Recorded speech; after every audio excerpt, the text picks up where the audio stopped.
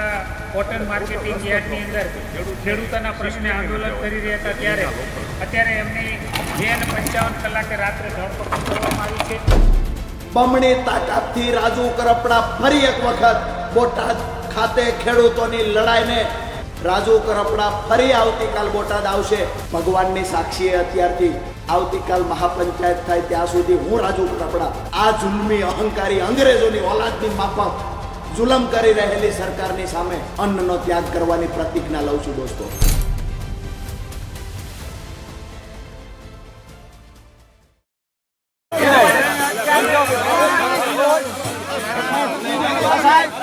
અરે ખોટી વાત છે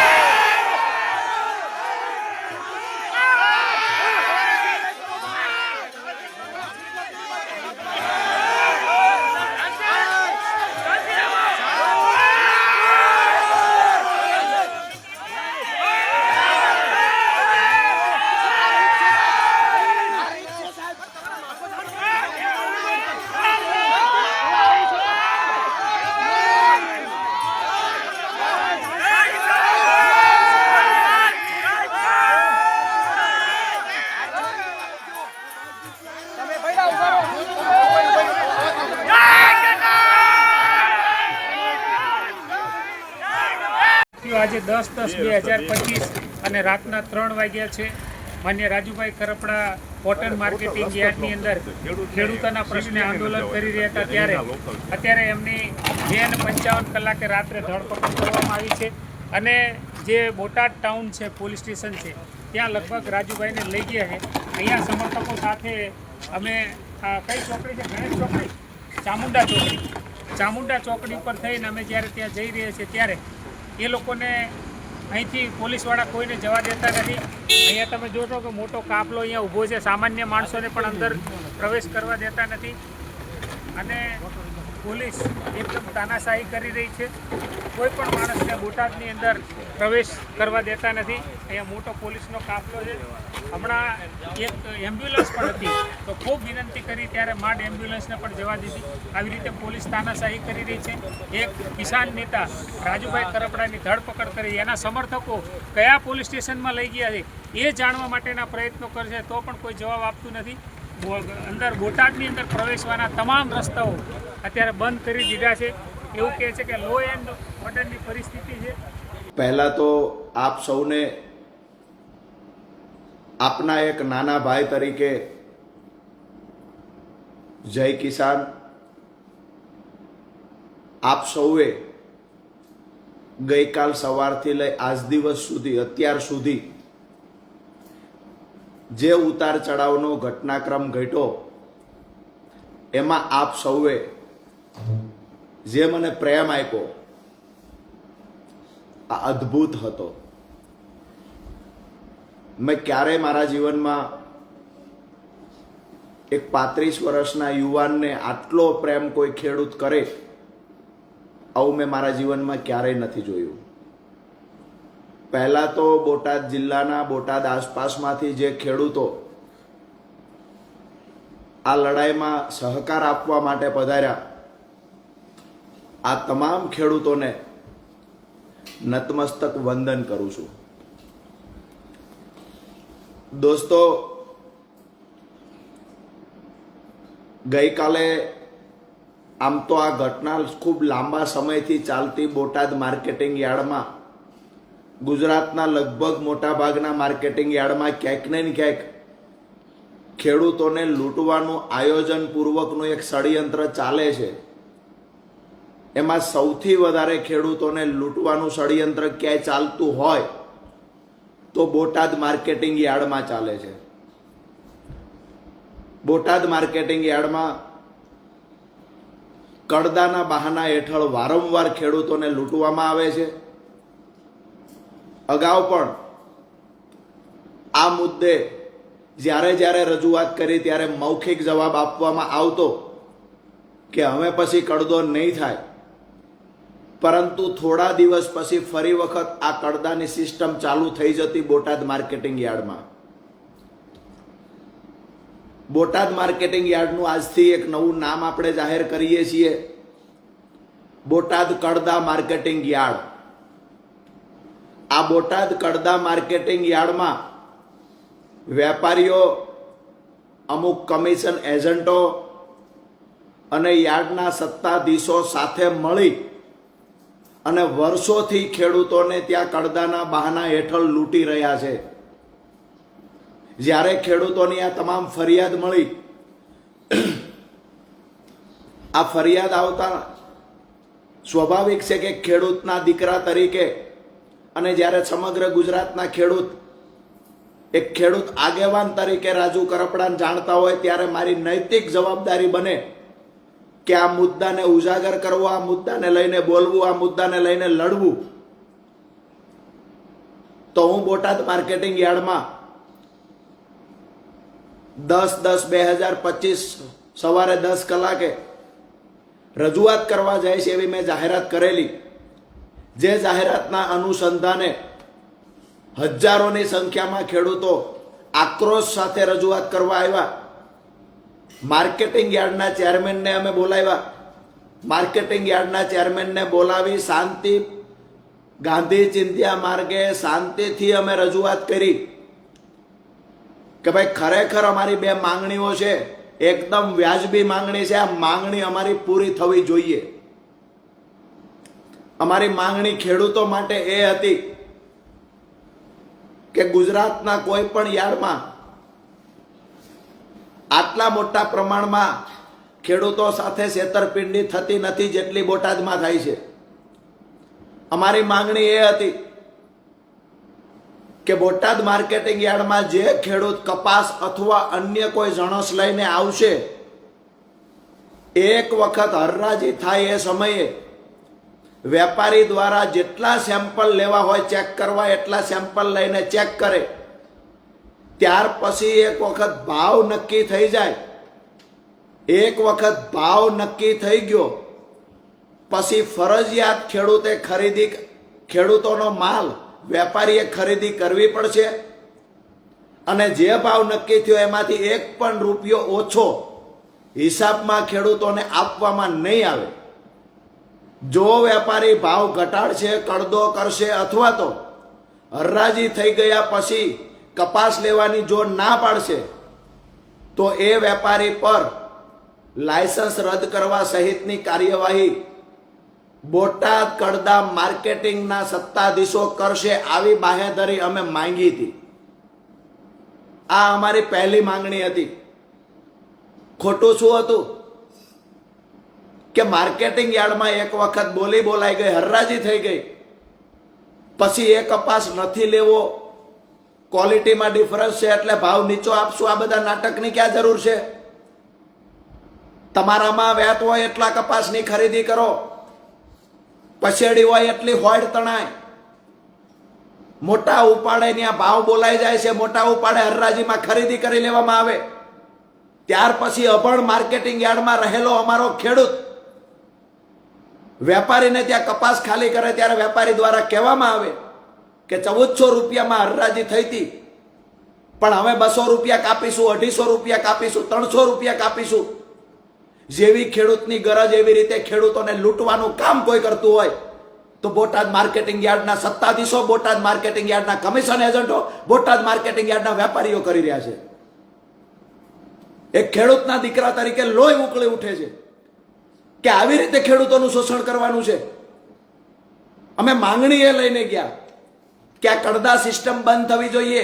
માર્કેટિંગ યાર્ડનો ચેરમેન મીડિયા સામે આવીને કહે છે કે અમે કડદો બંધ કરી દીધો છે. તો અમે કહ્યું કે ભાઈ લેખિતમાં આપો, કડદો બંધ કર્યો હોય તો. હવે પછી કડદો નહીં થાય, લેખિતમાં બાહેધરી આપો. આ બાહેધરી આપવામાં નથી આવતી.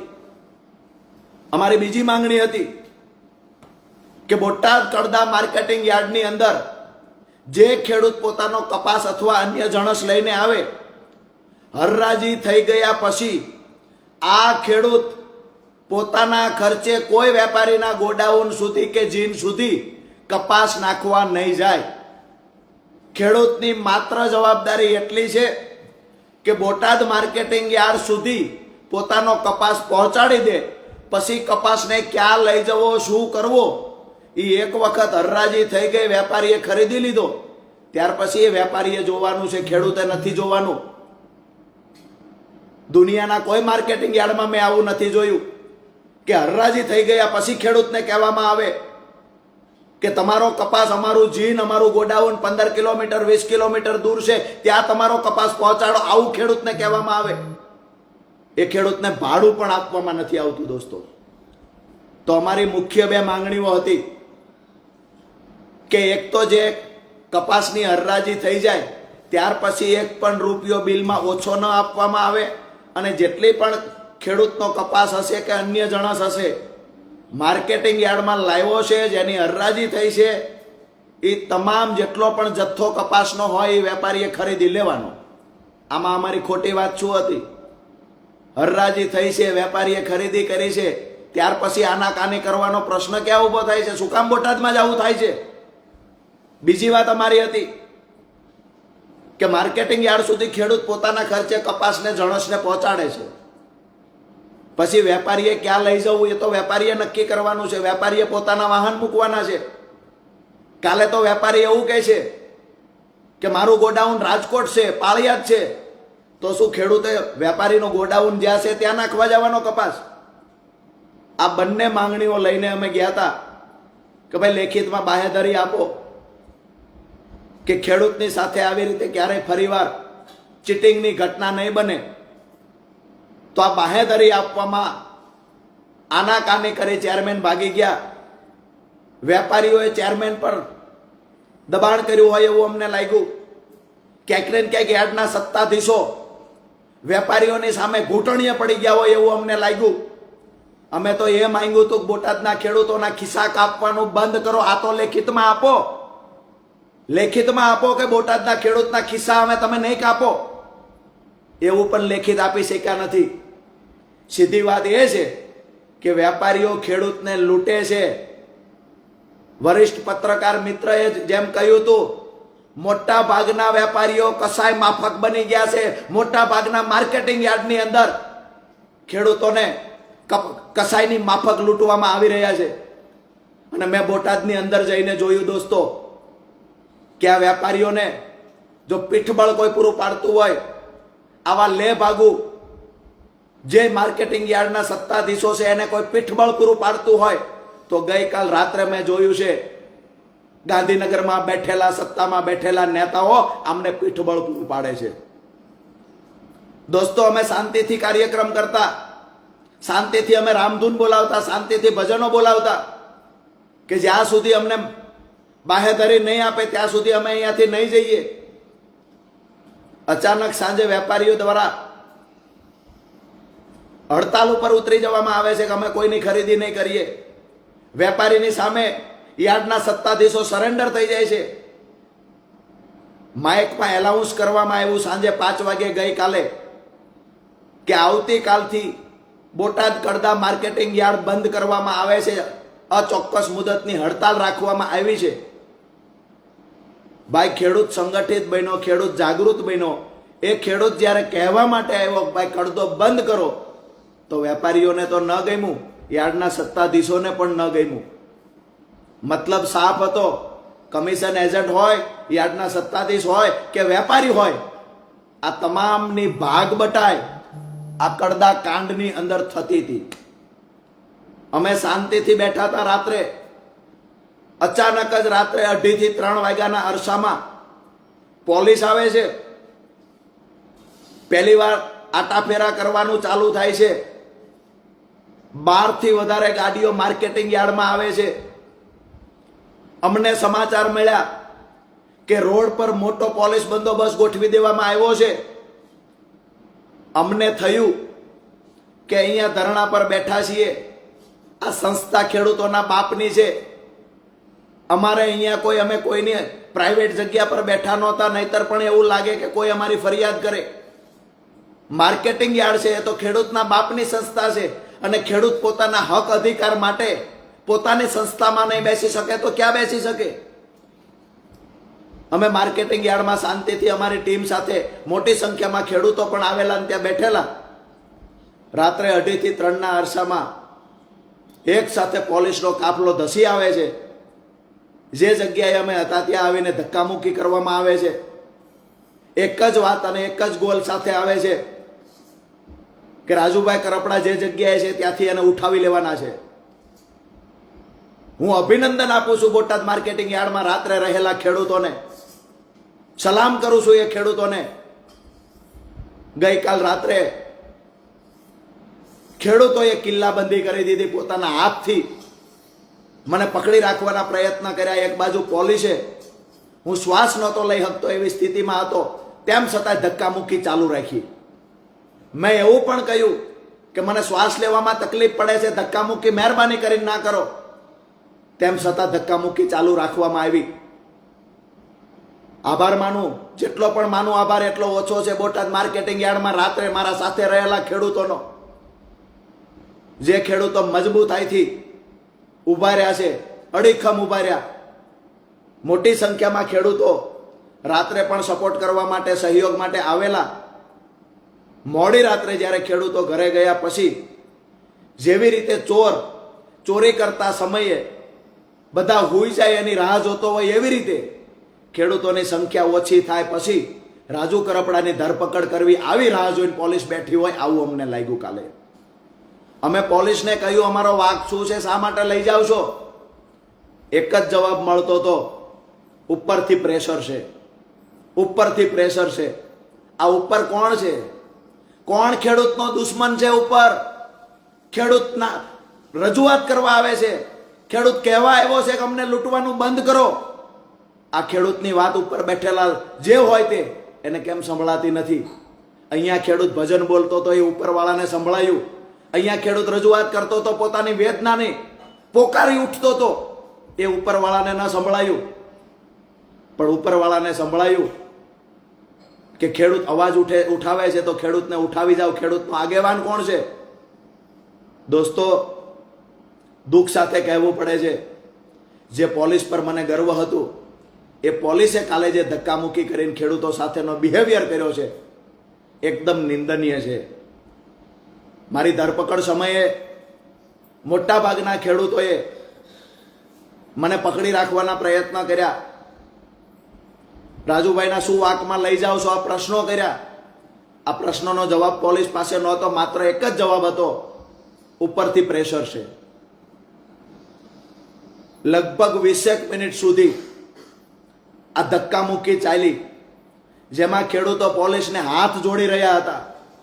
હાથ જોડીને કહેતા હતા અમારા રાજુભાઈને શું કામ લઈ જાઓ છો? પોલીસ પાસે અન્ય કોઈ જવાબ નહોતો, કારણ કે પોલીસ શું કામ લઈ જતી એ પોલીસને પણ નહોતી ખબર. એક જ વાત હતી કે ઉપરથી પ્રેશર છે. આવી રીતે કરી તબિયત નાદુરસ્ત હોય તો પણ લઈ જવામાં આવ્યો મને. હવે મહત્વની વાત એ છે, ગુજરાતના લોકો જાણવા માંગે છે કે આ ધરપકડ સુધીના વિડીયો આવ્યા ત્યાર પછી શું થયું. આજે પણ બોટાદ યાર્ડની અંદર બેઠેલા મારા રાત્રિના સાથી મિત્રો, ગઈકાલ દિવસે મારી સાથે રહેલા મિત્રો આજે પણ બોટાદ માર્કેટિંગ યાર્ડમાં બેઠા છે, ડંકાની ચોટ પર બેઠા છે. બોટાદ માર્કેટિંગ યાર્ડની ફરતી દિવાલે, બોટાદ માર્કેટિંગ યાર્ડના દરવાજે મોટી સંખ્યામાં પોલીસ બંદોબસ્ત હોવા છતાં આજે મારા ખેડૂત ભાઈઓ માર્કેટિંગ યાર્ડના દરવાજે ઊભા છે. કે ગઈકાલ રાજુ કરપડાની અટકાયત થઈ, ધરપકડ થઈ, ત્યાર પછીના સમાચાર શું છે. તો એ કહેવા માટે આજે હું ફેસબુક લાઈવ થયો છું. અને અમારી લડાઈ શા માટે હતી એ ગુજરાતની જનતાને ખબર પડે, ગુજરાતના તમામ વર્ગના લોકોને ખબર પડે કે આ સરકારની કૃષિ વિરોધી અને ખેડૂત વિરોધી નીતિ શું છે એ ઉજાગર થાય. સરકારના ચાવવાના અને દેખાડવાના પણ જુદા જુદા છે, એને પણ લોકોની સામે ઉજાગર કરવા માટે ગઈકાલ 10 વાગ્યાથી અત્યાર સુધીની તમામ ઘટનાઓને ફેસબુક લાઈવના માધ્યમથી આપ સુધી પહોંચાડવાના પ્રયત્ન કરી રહ્યો છું. રાત્રે માર્કેટિંગ યાર્ડમાં પોલીસે જ્યારે મને ગાડીમાં બેસાડ્યો, ધક્કામુક્કી કરીને, ક્યાંક ને ક્યાંક મારા કપડાં પણ તૂટી ગયેલા હતા. કારણ કે ધક્કામુક્કી જેટલી કરવામાં આવી, હું શાંતિથી પોલીસને કહી રહ્યો હતો કે સાહેબ હું શાંતિથી વાત કરવા તૈયાર છું, તમે શાંતિથી વાત કરો, શું છે એ અમને સંભળાવો. જો તમારી મજબૂરી હશે તો હું પણ માનું છું, મજબૂરી હશે તો અમે તમને સહયોગ કરીશું. અમારે અહીંયા કોઈ કાયદો હાથમાં લેવો નથી. અમે તો શાંતિથી રામધૂન બોલાવીએ છીએ, ભજન બોલાવીએ છીએ, તમે વાત તો કરો. પરંતુ વાત કરવાની બદલે સતત ધક્કામુક્કી ચાલુ રહી. અને એવડા મોટા ટોળામાં જ્યારે ધક્કામુક્કી ચાલુ રહે ત્યારે સ્વાભાવિક છે કે થોડીક સ્વાસ્થ્યને લઈને પણ તકલીફ થાય, જે તકલીફ મને થઈ. તો ત્યાર પછી પોલીસ ગાડીમાં બેસાડીને લઈ જવામાં આવ્યો. હું વારંવાર પૂછતો રહ્યો કે મને ક્યાં લઈ જવામાં આવે છે. અધિકારીની શું મજબૂરી હશે મને ખબર નથી. અધિકારી તરફથી જવાબ નહોતો મળતો ક્યાં લઈ જઈએ છીએ. હમણાં કહીએ આ જવાબ મળી રહ્યો હતો. બોટાદથી લઈ અને ફૂલ સ્પીડમાં ગાડી ચલાવી મને સાળંગપુર બાજુ લઈ જવામાં આવ્યો. એટલે મને એવું લાગ્યું કે મને ક્યાંક બોટાદથી દૂર લઈ જવાના પ્રયત્ન થઈ રહ્યા છે. દોસ્તો, સાળંગપુર ક્રોસ કરીને પણ મેં પૂછ્યું કે ખરેખર મને જ્યાં બી લઈ જવો હોય, ખેડૂત માટે શહીદ થવાની તૈયારી સાથે મેદાનમાં ઉતર્યો છું. કોઈ પોલીસના ડરથી નથી હું પૂછતો. હું એટલા માટે પૂછું છું કે મને પોતાને ખબર પડે કે હું ક્યાં જાઉં છું અને ક્યાં તમે લઈ જઈ રહ્યા છો. મારી સાથે જે રહેલા માણસોને પણ મારે મેસેજ આપવો છે કે મને ક્યાં લઈ જાઓ છો, કમસે કમ એ તો ખબર પડે. મારા ઘરે તો મને જાણ કરવા દો કે તમે મને ક્યાં લઈ જાઓ છો. બંધારણીય અધિકાર મળ્યો છે. પોલીસ જ્યારે અટક કરે, પોલીસ ધરપકડ કરે ત્યારે પરિવારને જાણ કરવાની હોય. તેમ છતાંય મને કહેવામાં આવ્યું હમણાં કહીએ, થોડી વારમાં કહીએ. એમ નામ કરતા દોસ્તો મને શેખ બરવાળા લઈ જવામાં આવ્યો. તબિયત થોડી નાદુરસ્ત હતી, પોલીસ જાણતી. એટલા માટે પહેલા પોલીસ સ્ટેશન અને ત્યાર પછી તરત હોસ્પિટલમાં મને લઈ જવામાં આવ્યો. બરવાળા સામૂહિક આરોગ્ય કેન્દ્ર જે હાઈવે પર હતું, આ હોસ્પિટલમાં મને લઈ જવામાં આવ્યો, જ્યાં 2 ડોક્ટર હાજર હતા. મોટી સંખ્યામાં પોલીસ કાફલો પણ એ ગ્રાઉન્ડમાં હાજર હતો. આ બધી ઘટનાઓ જોયા પછી મને એવું લાગ્યું કે ખેડૂતના દીકરા તરીકે, ખેડૂત આગેવાન તરીકે લડવું, ખેડૂતો માટે લડવું, આ કોઈ ગુનો છે? એક આતંકવાદીની સાથે જે બિહેવિયર થાય, આતંકવાદીની સાથે જે વ્યવહારો થતા હોય, આવા વ્યવહાર એક ખેડૂતના દીકરા સાથે કરવાના. દોસ્તો, બોડી ચેકઅપ કરવામાં આવ્યું, બ્લડ પ્રેશર માપવામાં આવ્યું. ત્યાંથી પછી નાની મોટી જે તકલીફો હતી એની સારવાર લેવામાં આવી. બીપી હાઈ આવ્યું, એના માટે પણ ટ્રીટમેન્ટ ચાલુ કરવામાં આવી. ત્યાર પછી લગભગ આ ઘટનાક્રમ ત્યાં 2.5 થી 3 કલાક સુધીનો આ ઘટનાક્રમ હોસ્પિટલ અને પોલીસ સ્ટેશન વચ્ચે ચાલ્યો, જે બંને આજુબાજુમાં છે. હું તો પહેલી વખત બરવાળા હોસ્પિટલમાં ગયો, હું પહેલી વખત બરવાળા પોલીસ સ્ટેશન સુધી ગયો. પણ બંનેનું ડિસ્ટન્સ એકદમ નજીક છે, બંને બાજુમાં છે, મેં જોયું કાલે. ત્યાર પછી મેં જેને જાણ કરવાનું કીધું એને પોલીસે જાણ કરી, પણ એવી રીતે કરવામાં આવી કે અમે તમને થોડી વારમાં કહીએ છીએ કે રાજુભાઈને ક્યાં લઈ ગયા છીએ. કમ્પ્લીટ જાણ ન કરવામાં આવી. ત્યારબાદ મને કહેવામાં આવ્યું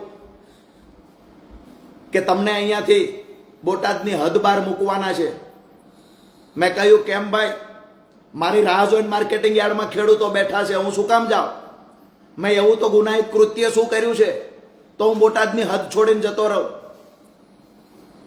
પોલીસ દ્વારા મારી વાત કોઈ રીતે માનવામાં ન આવી અને 2 પોલીસની ગાડીઓ સાથે ફૂલ પોલીસ બંદોબસ્ત સાથે પહેલા મને કહેવામાં આવ્યું કે તમને પોરબંદર લઈ જઈએ છીએ. મેં સતત મારી વાત ચાલુ રાખી કે ભાઈ આ ખોટું થાય છે. ત્યારબાદ મને ખબર પડી કે મને સુરેન્દ્રનગર બાજુ લઈ જાય છે રોડ જોઈને. પોલીસ બંદોબસ્ત વચ્ચે લગભગ 1 વાગ્યા આજુબાજુ મને સુરેન્દ્રનગર પહોંચાડવામાં આવ્યો. સુરેન્દ્રનગર પહોંચાડ્યા પછી મને સખત શબ્દોમાં એવું કહેવામાં આવ્યું કે તમને કોઈ પણ સંજોગે બોટાદમાં અમે પ્રવેશ કરવા દેવાના નથી. તમારી જે મહાપંચાયત રવિવારની છે એ અમે કોઈ સંજોગે થવા દેવાના નથી.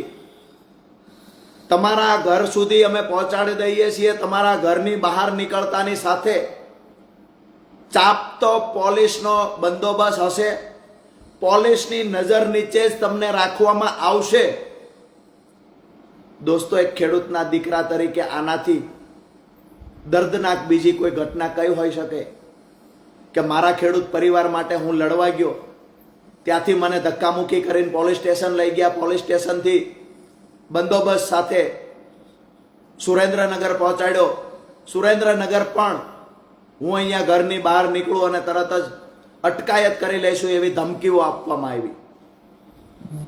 અહીંયા ઘરની બહાર સતત સિવિલ ડ્રેસમાં પોલીસની અવર જવર. હું ઘરે આવ્યો ત્યારે 1 કલાકથી ચાલુ હોય, સતત અવર જવર ચાલુ છે.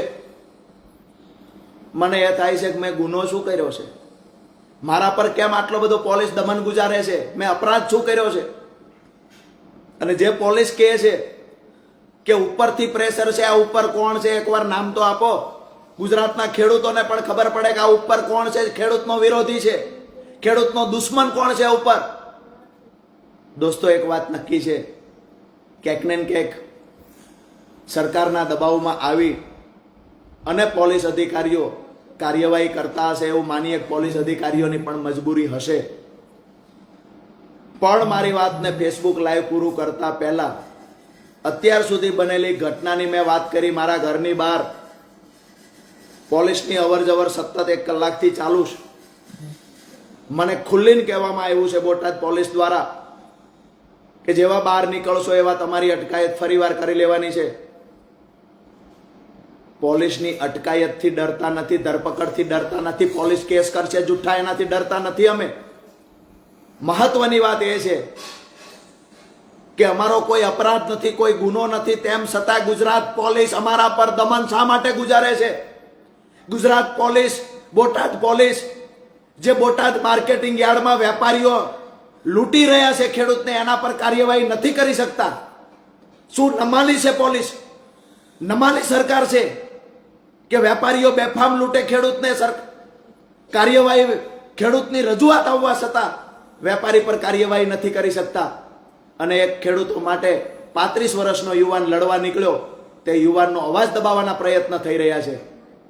દોસ્તો, ગમે એટલી કિલ્લેબંધી પોલીસ કરે, બોટાદ માર્કેટિંગ યાર્ડમાં બેઠેલા ખેડૂત ભાઈઓ, આજુબાજુમાં રહેલા ખેડૂત ભાઈઓ અને તમામ ગુજરાતના સૌરાષ્ટ્રના ખેડૂત ભાઈઓને એક વાત કરવા માટે આજે ફેસબુક લાઈવ થયો છું. સમગ્ર ઘટનાને લઈને ચર્ચા કરી. હવે એક બીજી મહત્વની વાત કે અહીંયા ઘરની બહાર પોલીસને જેટલા આટા ફેરા કરવા હોય એટલા કરે. આવતીકાલે મારા ખેડૂતોના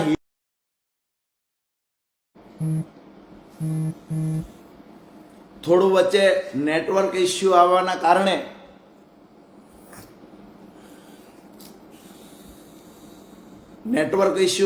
વચ્ચે અવાજ જતો રહ્યો મારો. આવતીકાલે ખેડૂત મહાપંચાયત બોટાદમાં થશે, ડંકાની ચોટ પર થશે. જેટલો પણ અવાજ દબાવવાનો પ્રયત્ન પોલીસ કરશે, બમણી તાકાતથી રાજુ કરપડા ફરી એક વખત બોટાદ ખાતે ખેડૂતોની લડાઈને, ખેડૂતોના અવાજને બુલંદ બનાવવા માટે રાજુ કરપડા ફરી આવતીકાલ બોટાદ આવશે. આજે હું જોઉં છું ક્યાં સુધી પોલીસ મને રોકવાના પ્રયત્ન કરે છે. મારી વાત સાફ છે, જ્યાં સુધી કડદો બંધ નહીં થાય ત્યાં સુધી અમારી લડાઈ સતત ચાલુ રહેશે. આવતીકાલે ઈસુદાનભાઈ ગઢવી, પ્રવીણ રામ સહિતના નેતાઓ બોટાદ આવી રહ્યા છે. અત્યારથી જ હું અન્નનો ત્યાગ કરી અને અહીંયા મારા ઘર પર જ્યારે પોલીસ ઘરની બહાર સતત ચાપતી નજર રાખીને બેઠી છે, મને ઘરની બહાર નીકળવા દેવામાં નથી આવતો, બોટાદ પહોંચવા દેવામાં નથી આવતો, ત્યારે મારી પાસે ગાંધી ચિંધ્યા માર્ગે એક જ હથિયાર છે દોસ્તો. ભગવાનની સાક્ષીએ અત્યારથી આવતીકાલ મહાપંચાયત થાય ત્યાં સુધી હું રાજુ કરપડા આ જુલ્મી અહંકારી અંગ્રેજોની ઓલાદની માફક જુલમ કરી રહેલી સરકારની સામે અન્નનો ત્યાગ કરવાની પ્રતિજ્ઞા લઉં છું દોસ્તો.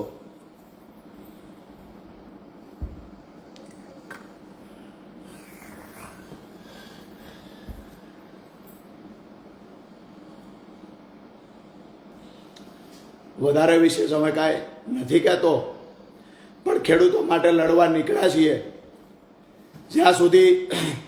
જ્યાં સુધી પરિણામ નહીં મળે ત્યાં સુધી આ લડાઈ ચાલુ રાખશું. આપણી વચ્ચેથી રજા લઉં છું. જય કિસાન દોસ્તો.